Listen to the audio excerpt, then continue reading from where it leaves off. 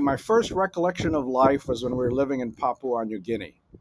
My dad actually started the first school in the jungles of New Guinea after World War II in an abandoned General MacArthur airstrip.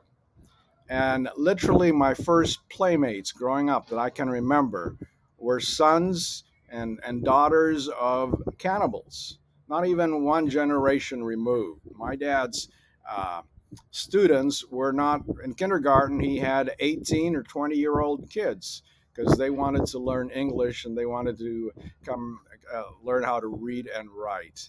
My dad had a passion for giving to others, and I'm stating that because it sets the stage for my life. Uh, he was a very kind, gentle, patient, no worry person, for he survived three horrible, horrific years in the prisoner of war camp, concentration camp in Indonesia during World War II, where he was tortured and faced death many times and came out of it alive. And that set the stage for my life in the jungles of New Guinea growing up. I remember some of my first events were the anthropologist that would come to the jungles to study the culture. This little lady came up, I guess she's not little, but a lady came up, and later in life I learned she was Margaret Mead, the great anthropologist that would come and study the cultures.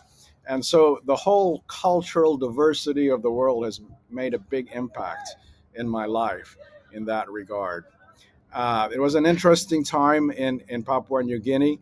I can remember us fleeing the country on a Friday because the communist forces were overtaking the country.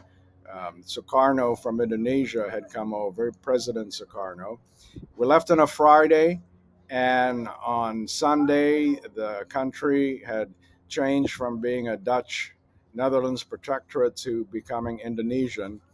Lost our house and everything that my dad had from that. It was a terrifying kind of time for me as a little lad, but I also learned about the, uh,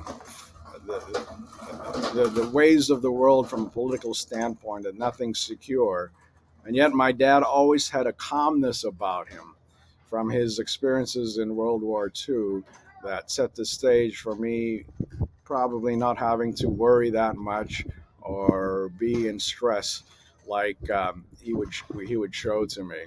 So those were interesting times in my life.